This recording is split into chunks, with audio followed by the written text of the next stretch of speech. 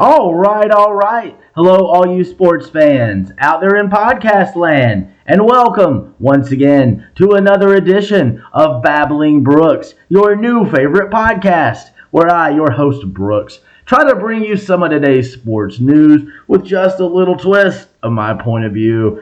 Hope everyone is having a wonderful week so far, a terrific Thursday, if you will, taking it easy. Myself just kind of having a chill day.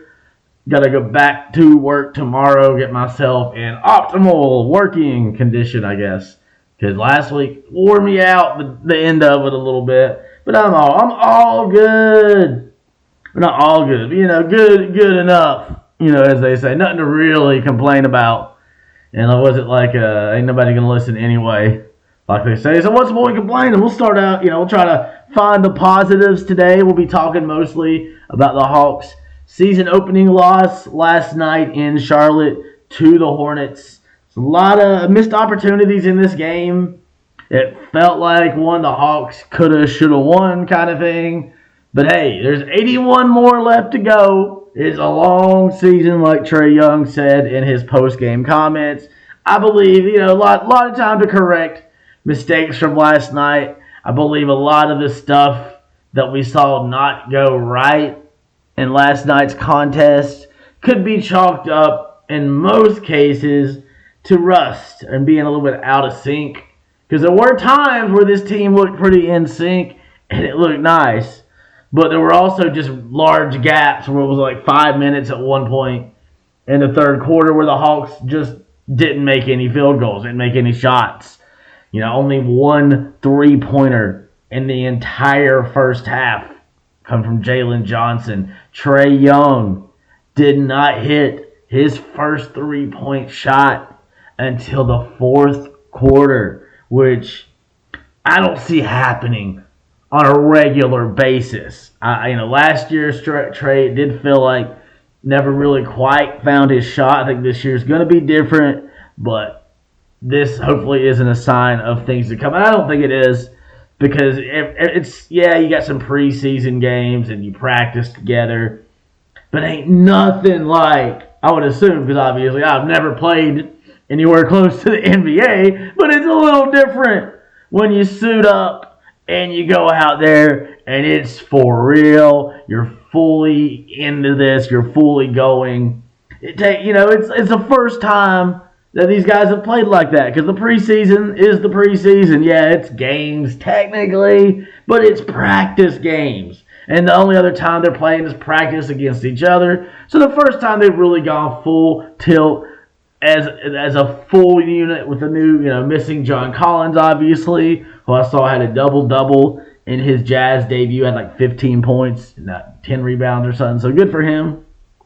We'll go around the league a little bit more in the end of the episode, but mostly, like I said, I want to focus on the Hawks. Final score in this game was 116-110. And like I said, it kind of sucks to lose the first one, but the Hawks have won 6 of their last 7 openers. It ain't really got them that much for the most part, so it doesn't necessarily translate to any sort of like season-long sustained success. Sometimes the best teams, in sports will be the ones that get hot at the right time.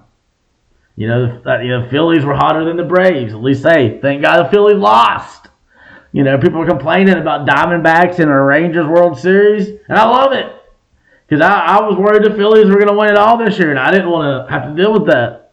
So now I don't have to worry about that. Yeah, it sucks. They still beat us. They're still better than my Braves when it comes down to it for the year. But we got the MVP and Ronald Acuna Jr. Sure, that will be announced the next few weeks. I'm like a couple weeks into November. But either way, let's try to focus on basketball. I even tried to not look at football news that much. I didn't want to muddy the waters of talking about basketball. I want to try to have like a football-specific episode. Probably tomorrow, possibly later today. See how I'm feeling. But like I said, Hawks 116-110. We try to focus on some of the positives from this game. The biggest one for me, even though Trae Young ends up being the league scorer for the Hawks with 23 points, thanks to going 14 of 15 from the free throw line. So he couldn't shoot too good from the field, but he was capitalizing on them free throw opportunities, and that's what we need to see. He needs to at least be in double-digit attempts shouldn't be missing more than 1 or 2 a game. He's a really damn good free throw shooter. And, getting to the line a lot. 15 shots and only missing 1. That's what you like to see from Trae. You just like to see that combined with a little better shooting from the field, or a lot better, really. But, it ends up 1 of 9 from 3 for the night. Like I mentioned, didn't hit his first three-pointer until the fourth quarter. Just felt like we need a little bit more. 4 of 19 from the field. But Jalen Johnson, the second leading scorer for the Hawks, coming off the bench.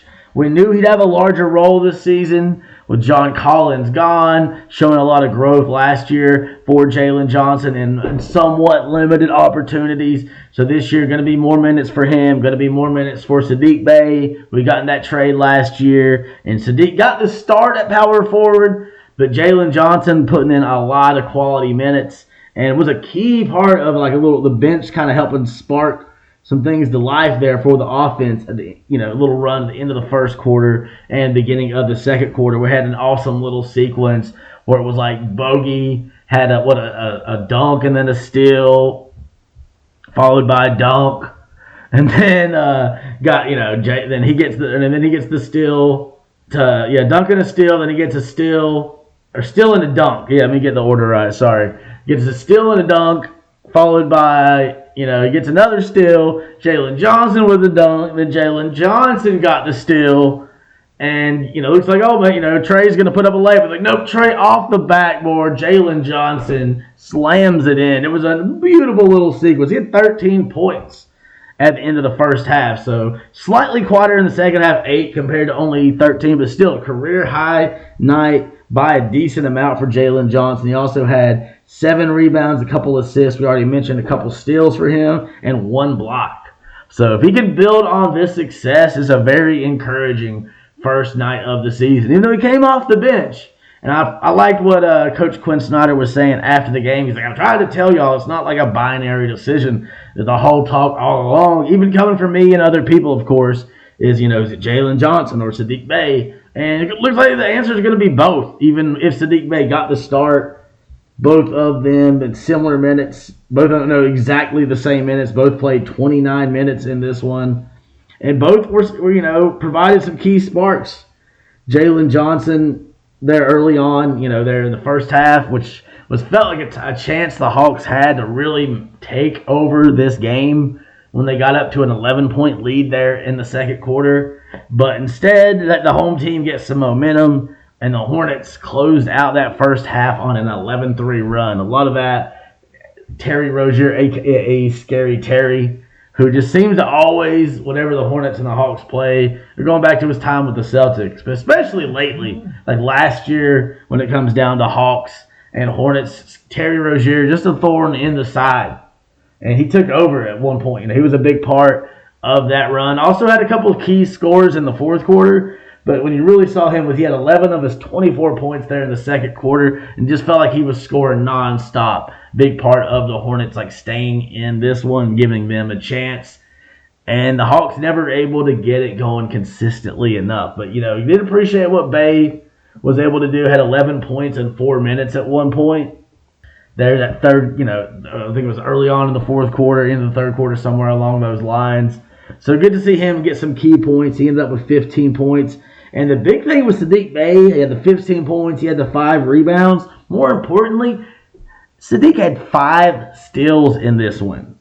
So you really got to appreciate the production that your two guys who were really taking over the time, filling a lot of all those the John Collins minutes. 7 steals combined from out of the power forward position pretty much. So that you like to see. See if we can build on that some. And more importantly, Jalen Johnson didn't turn the ball over any. Saddiq Bey only turned it over twice, so not too bad. Just overall, the starters kind of just struggled with their shots. Clint Capella was the only one with a decent field goal percentage, or Bey too. Bey ended up 6 of 12. Only 1 of 4 from downtown though, but no Hawk made more than 1 3-pointer in this game. None. No starter. Nobody coming off the bench. Nobody had more than 1 3-pointer in this game. The best percentage-wise would be Jalen Johnson because he was 1 of 3. So it just took less attempts for him to get his 1 3-pointer. Just very disappointing when you got Bay 1 of 4, Hunter also 1 of 4, Bogdanovich supposed to be, the 3-point shooting guy, 1 of 5. Cool to see him dunk. You like to see some more threes. And the biggest disappointment, definitely Trae Young, missing 8 threes, only 1 of 9. And DeJounte Murray, 0 of 3. Not able to hit any of his threes. Only 3 of 14 overall from the field. But I don't expect to see games where you have Trae and DeJounte, and really everybody just shoots so bad. Just kind of, hopefully just shaking off some rust, working out the kinks, if you will, because it was an ugly shooting ugly shooting night overall for this Hawks team. They ended up, field goal percentage was 41.9% compared to 50% for the Hornets. And 3-point percentage, the Hornets were 29.7%, so almost 30%, while the Hawks, almost half of that, 17.2%. So only 5 of 29, and 3 of those threes coming in the fourth quarter. They were cold when it came to shooting. And felt like a game, like I said earlier, that they should have won. They had a lot of opportunities. LaMelo Ball missed his first 8 shots in this one before he got going. Ended up hitting 3 threes in the third quarter. Big part of the Hornets, looking like they could put it away a couple times. It was story of people stepping up. LaMelo coming back off an injury at the end of last year, a little bit rusty, but getting it going in front of the home crowd. Brandon Miller, his first game in the NBA, looked pretty damn good. Missed a few, but then he had 8 points in the fourth quarter. So really great start for the number 2 pick. He came off the bench, didn't actually start, but a great beginning to his career. And he's in a great position as a number 2 pick. A lot of times you're the 1 or the 2 or the 3. There's a lot of pressure on you to sort of lead that team immediately, and you become a focal point for a lot of that pressure. But in Brandon Miller's case, he's, LaMelo Ball is the obvious dude in Charlotte. He's the number 1 by far there. And you get Brandon Miller gets to come off the bench and contribute, and not be expected to do a lot necessarily. But he looked pretty damn solid in his debut in this one. And like I said, disappointing for the Hawks. Especially they're the end, man, when they made that run, got within, point a couple times. Trae hitting the 3. But it's they just couldn't stop the Hornets consistently. We saw a lot of good stuff from the defense. Sadiq Bey, 5 steals. Jalen Johnson had a couple himself. Who else had some steals? Clinton Trae had 1 each. Bogey had 3 off the bench there. So just the 3 guys there, Bey, Bogey, and Jalen having, all those having multiple steals, 10 steals in those 3 players.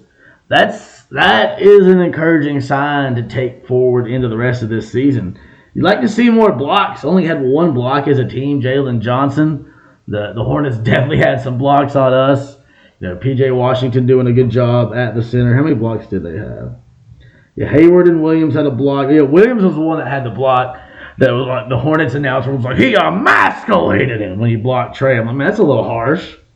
And P.J. Washington ended up with 25 points in this game. Terry Rozier, 24. All the Hornets starters were in double figures. 2 of them had 20. The Hawks, DeAndre Hunter almost got him into double figures, but he had 9. But everybody else kind of just okay scoring. 15 from Bay, 15 from Capella. That's okay. But Trae Young, 23, sounds okay, but you need more from okay, and that was really salvaged by all the free throws. If he hadn't been to the free throw line, this game would be a total disappointment. But you really do appreciate him getting to the line so many times, keeping the turnovers down slightly. He ended up with 5, but he definitely has had worse. He's getting sloppy. Sometimes I think he's just working out the rust. Because, especially players like Trae, it's hard to really get it going in the preseason, I would think. It's just, like I mentioned earlier, it ain't the same as playing in a real game. DeJounte Murray, only 11 points, so you definitely were not expecting Trae Young and DeJounte Murray to combine for 34 points. I mean, really, both of those dudes are capable of scoring that much themselves. So definitely a disappointing night offensively for this team. But, like, take some good out of it. What Jalen Johnson was able to do. And, Bay coming out, Bogey having, struggling, like, shooting-wise, but having some cool moments, getting some assists. I don't expect him, Trae Dejounte, to shoot so bad from three consistently. I think they'll step it up, work it out, be in front of the home crowd for the next couple of games. That always, makes a difference. Facing the Knicks tomorrow for the home opener, then Monday, the game I'm probably going to. The Timberwolves will be in town. And really, talk about positives to take out of this. Haven't talked about Clint Capella. Would have liked to see a couple blocks, at least one. But still, he had a steal, and he had 15 points and 13 rebounds. That's the kind of night we need on a nightly basis from Clint Capella. 6 of 10. So the only Hawk really hitting field goals at a decent percentage. But Jalen Johnson, you like what you see. AJ Griffin, getting, not doing a whole lot, only ends up with a couple points. But in this 10 minutes, it felt like he was making his presence felt, grabbing a couple rebounds. Wouldn't be surprised to see him get a few more minutes, but only so many minutes to go around. And DeAndre Hunter, you're disappointed in him. Kind of like you like to see either more offense or some more rebounds. Like he had 4 rebounds. But maybe part of the reason with him is he was struggling a little bit with foul trouble. Ended up with 6 fouls in this one. So that fouling out makes it tough. But when you're leading up to that, you feel like you got to play a certain way. But you like what you see. Kind of a little bit quieter out of Okongwu than you would expect coming off the extension. You talk about playing free this year. So I believe the team is going to be better offensively, and if they can hit threes, which I believe they will. Quinn Snyder's teams usually shoot a lot of three-pointers. I think maybe they're just adjusting to the amount that they're shooting. But, Trae, I think, is going to hit more trays. DeJounte is going to have much better games going forward. You're not going to see a lot of 11-point games from DeJounte Murray. I think it's just kind of, just it's game one. 81 more to go. Let's not freak out. So I think the Hawks going to bounce back. Got a good chance of winning both. Definitely at least one of those 2 home games coming up. The Knicks definitely going to bring it. But, hey, man, it's our home arena. The Hawks, I think, is going to bring it even more. I think they find a way. Trae Young going to have a special kind of game. And DeJounte definitely going to be much improved. While Jalen Johnson going to keep building on that success. Not going to score 20 points every night. I would expect him to more normally be probably in the 15-point range. But it's definitely encouraging, get close to a double-double. First game of the year, highest scoring game in his career. While Saddiq Bey ends up with a respectable final line and a career high in steals for him. So we'll take it, man, and go forward and hopefully get some wins. Some of the other games, I was kind of surprised how much the Pacers beat the Wizards by. They put 143 on them, by far the most points scored on the night. The next closest was 120, 130 by the Kings. So nobody else getting really close to the 140 mark. Surprise from that one would be Jordan Poole. Going 0 for 6 his first game in the regular season with the Wizards, not able to hit any of his threes. But you saw that with the Warriors, Steph and Clay, all of them were struggling with their shots. The Hawks struggling with their shots. It's going to happen sometimes. Not everybody's going to come hot out the gate. Sometimes it takes a second to get warmed up because, you're playing against the best in the world. So even the best are going to have their days. Good big win for the Celtics there on the road in New York. They call it Porzingis' revenge game. And he looked pretty damn good. If he can stay healthy this year and play like that, him and Tatum both over 30 points. Drew Holiday getting settled in with his role there. And so the Knicks, be coming in hungry, trying not to leave Atlanta winless. But I think the Hawks can do it to them. Rockets, surprised to see them kind of go dud against the Magic. Only 86 in this one. But Magic going to look like they could potentially have a good season. Both these teams can be fun to watch regardless. But, it's odd to see the Rockets, all their young talent, then their leading scorer only has 14 points. But they'll have some better games there. Jabari Smith Jr. still settling in, being a starter. Jalen Green, like a lot of people, not able to hit a lot of shots.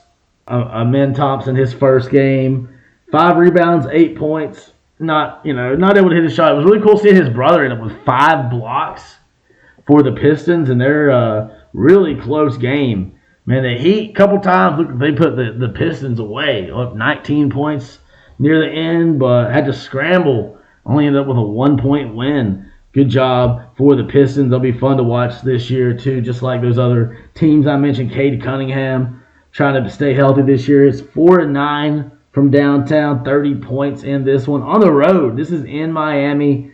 Asar Thompson struggling with his shot, but ends up, only with 4 points, but 7 rebounds, 3 assists, and 1.5 blocks in his first game. I mean, most that somebody's done in their first game with the Pistons.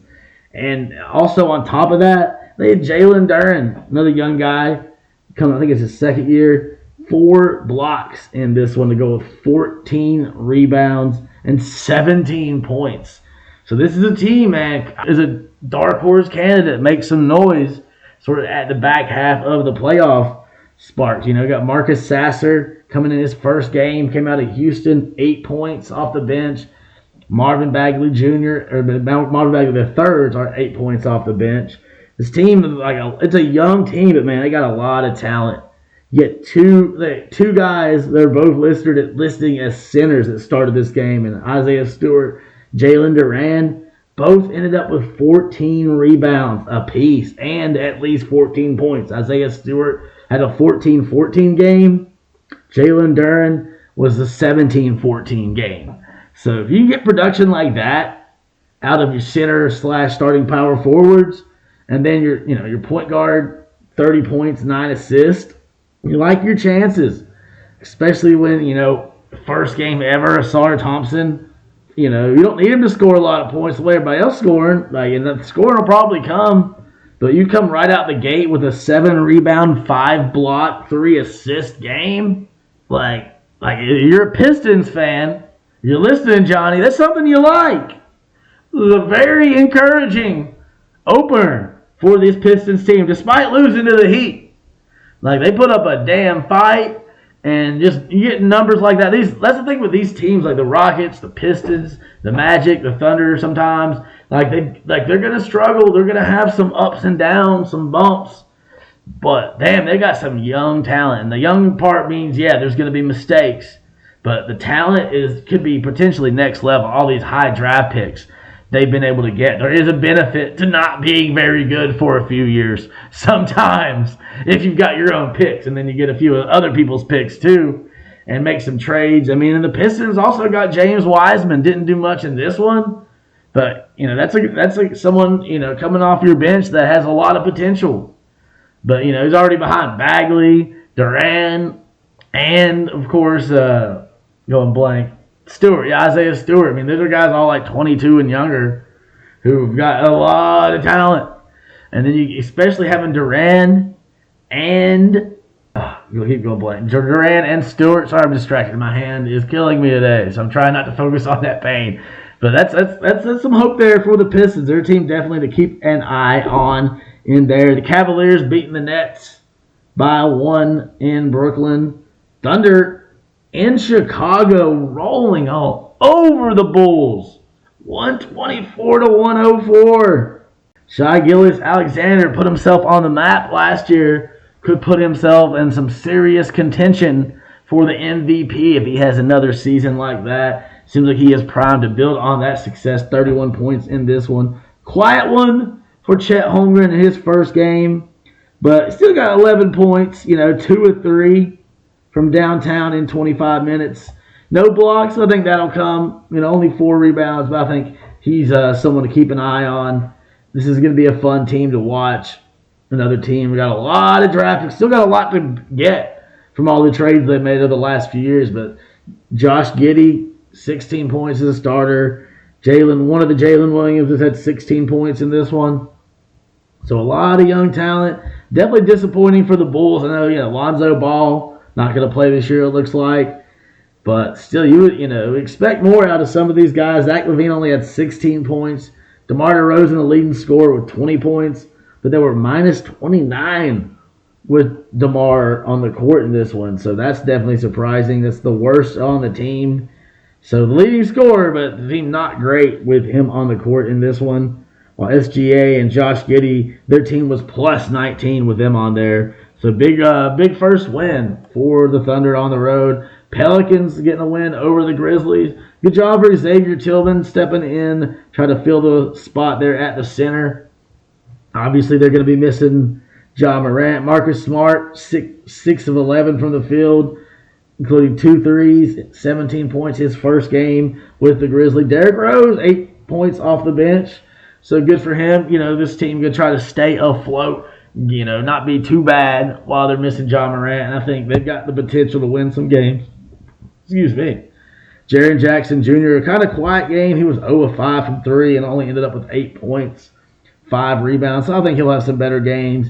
Tillman Sr., though, you like him stepping in there with Steven Adams out, looking like he could earn himself that permanent starting position. 17 points and 12 rebounds. Zion Williamson struggled at times in this one to get it going. Only 9 of 17. Ends up with 7 rebounds and 23 points, though. Brandon Ingram, 0 for 3. So he was one of the many stars who could not hit three-pointers in the first game of the year, but still had 19 points. CJ McCollum ends up getting 24 points, and he was not cold shooting. 6 of 11 from 3 for CJ McCollum. Going to be a big part, kind of guiding that team. And if him and Brandon Ingram and Zion can stay healthy and do what they can, and this team's going to be a dangerous team in the West and going to be a lot of fun to watch. Jazz going down to the Kings. The Kings may be on a mission to show that they mean business. Last year was not a fluke. They're like, we are not a one-time wonder. From the Bay Area to Sacktown, down to Sacktown, the Bay Area, then back down. Cali going to try to get them back on. Sabonis, 22 points in this one. Harrison Barnes, 33 points. Darren Fox, kind of quiet, 18 points. One of the many players not shooting great from 3. He was only 1 of 7. While Keegan Murray, his teammate, was 4 of 9 from 3. Big surprise in this one is Kevin Huerter. Only 7 points as a starter in this one. Gonna see more out of him. I'm not dropping him from my fantasy team yet. But great job, John Collins, 15 points, 11 rebounds in his debut with his new team. Jordan Clarkson led the team with 24, but Kings, watch out for them. Mavericks taking down the Spurs despite a nice little fourth quarter flurry from Victor Wembanyama. His first NBA game, number 1 pick, all eyes on him. But he was not the star rookie in this one. That was Derek Lively, the second round. Was it? No, he's number 12 pick. Sorry, number 12 pick for the Mavericks. He ended up having 16 points and 10 rebounds. He was 7 of 8 from the field in his debut. And see, how many blocks did he have? Only 1 block. But great debut for him. Wembanyama, not a bad one. Kind of struggled at first, and then had a nice little fourth quarter flurry, but then kind of disappeared the last couple minutes. But it's his first game of his career. Not going to be the best player ever immediately, but still pretty damn solid. 15 points, 9 rebounds, 2 steals, 2 assists, and a block. 5 turnovers. That's a concern, but his first game playing, a regular season basketball game in America. Didn't play college, played some pro ball over there, obviously. But this is his first NBA game, and it's pretty respectable. I think it's the same that Tim Duncan had, so not terrible company. And just the Mavericks just outplaying him. 33 points from Luka, 22 from Kyrie. Luka with a triple-double right out the gate. So if you're a Mavericks fan, you like that. And Trailblazers and Clippers, the only other game last night. The Clippers getting the home win, 123-111. This Clippers team, man, if they can have a healthy season from Paul and Kawhi, and they got Russell Westbrook there doing his thing, because they don't try to restrict him. I think that was part of the problem with the Lakers. They brought in Russell Westbrook expecting him to be something else, and Russell Westbrook is Russell Westbrook. He's, one of the best at what he does. And he's got a particular set of skills, and sometimes you got to let him be Russ, man. And it seems like the Clippers more willing to do that, and letting him just kind of do his thing alongside Kawhi and Paul George. Kawhi got 23 get points in this one. Paul George ends up with 27. 3 steals for him, 1 for Kawhi. And then Zubac, 20 and 12. And then you got Russell Westbrook. Quite, 10 points, but 13 assists and 5 rebounds. This is going to do his thing. They get the home win. Great start for them. Scoot Henderson, not a great debut, only ends up with 11 points. But hey, this is his first game of his career. Be the future face of this team, but it's not going to be immediate. Surprised how quiet the game was for DeAndre Ayton. He had 12 rebounds and 3 steals, with only 4 points in his first game there in Portland. While Robert Williams II ends up with 10 points and 7 rebounds coming off the bench. Malcolm Brogdon also came over from the Celtics in that trade for Drew Holiday. 6th man of the year, showing he's ready to do that again. 20 points off the bench. This team's got some potential to be fun to watch. Thibault only 8. Simons had 18 to be the leading scorer in the starters. So disappointing loss, but you definitely see some potential there if you were a Blazers fan. And tonight they hadn't had KD hadn't played against Steph. And then, KD hadn't played against LeBron. The NBA making sure it happens this year. They got KD and Steph and the Suns and Warriors in Game 1. And tonight, Game 2 for the Suns going to LA, take on the Lakers. So that should be a fun game. I probably will not end up watching that one. It starts at 10, and that's my bedtime. Be in bed definitely by 11. So maybe I'll try to watch a little bit of the first half.